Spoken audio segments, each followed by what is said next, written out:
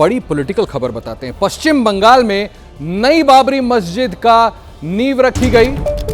विधायक हुमायूं कबीर ने मुर्शिदाबाद में नींव रखी। बहुत दिनों से बार बार मना करने के बावजूद आगाही उनको इस बात पर यह वार्निंग तक दी गई थी कि ये ना किया जाए, फिर भी बाबरी मस्जिद की नींव रखी गई है मुर्शिदाबाद में, पश्चिम बंगाल में। तस्वीरें आपके सामने, पश्चिम बंगाल में नई बाबरी मस्जिद की नींव रखी गई है। विधायक हुमायूं कबीर ने मुर्शिदाबाद में नींव रखी, जिसके लिए उन्हें मना किया जा रहा था, समझाया जा रहा था।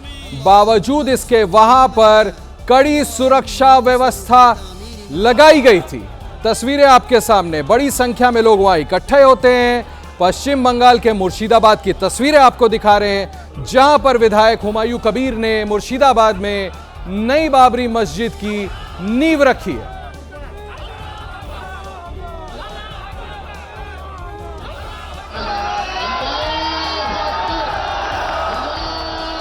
ये देखिए, ये बाकायदा यहां पर एक तरह से धागा काट करके नींव रखी जा रही है, इनॉग्रेट किया जा रहा है।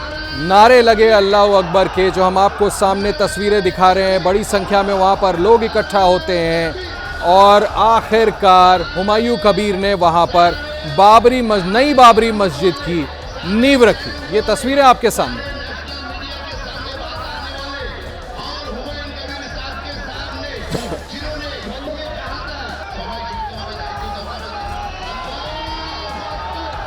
ये देखिए, धागा काट करके किस तरह से वहां पर हुमायूं कबीर ने बड़ी संख्या में लोगों को वहां पर पहले इकट्ठा किया।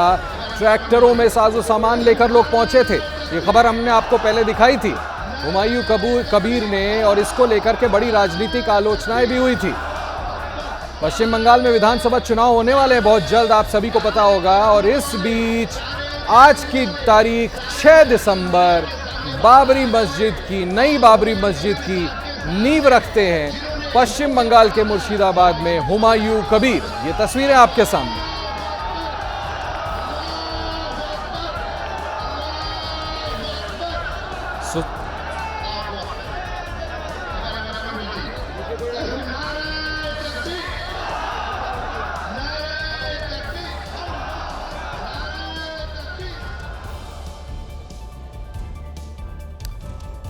उत्तर प्रदेश के उप मुख्यमंत्री केशव प्रसाद मौर्य ने पश्चिम बंगाल के मुर्शिदाबाद में रखी जा रही बाबरी मस्जिद की नींव पर अब बयान दिया है। उन्होंने कहा है कि पश्चिम बंगाल में बीजेपी की सरकार बनते ही जो ईंट लगाई गई है वो वापस फेंक दी जाएगी।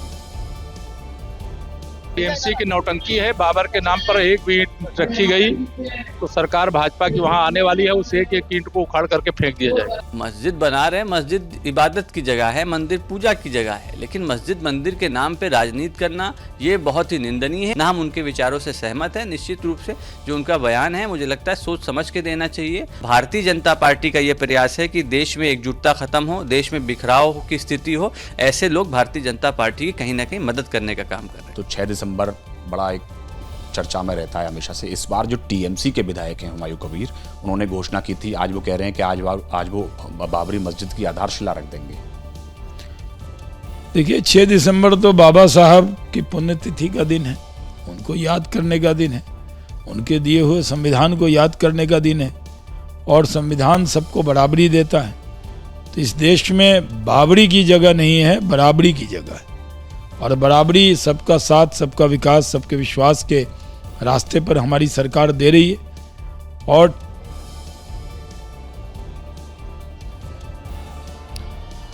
बाबरी मस्जिद को लेकर के राजनीति तेज। अब कांग्रेस सांसद इमरान मसूद ने हुमायूं कबीर पर हमला बोला है। आरोप लगाया है कि हुमायूं बीजेपी के इशारे पर काम कर रहे हैं, जो अपनी सियासत चमकाने के लिए मस्जिद का सहारा ले रहे हैं। इमरान, आप देखिए ये बयान उनका। एक इशू खत्म हो चुका है, ये रोज रोज क्यों खोदते हैं भाई? एक इशू खत्म हो गया, अब सुप्रीम कोर्ट का ऑर्डर आया, सब खत्म। उसके बाद क्या बात रह गई? मानसिक रूप से विकृत लोग हैं हिंदुस्तान के अंदर। मुसलमान को सुकून से रहने दें।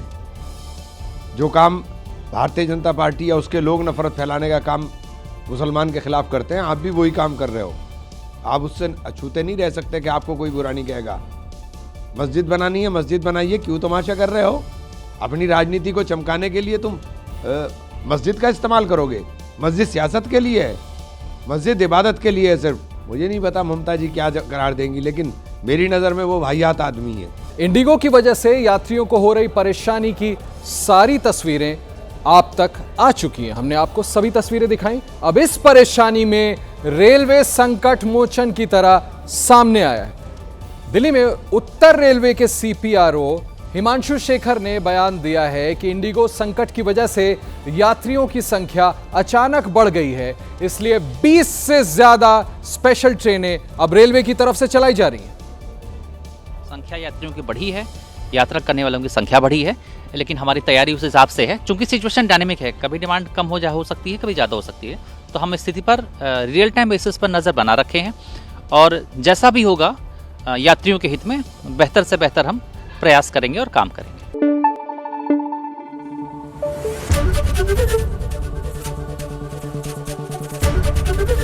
एबीपी न्यूज आपको रखे आगे।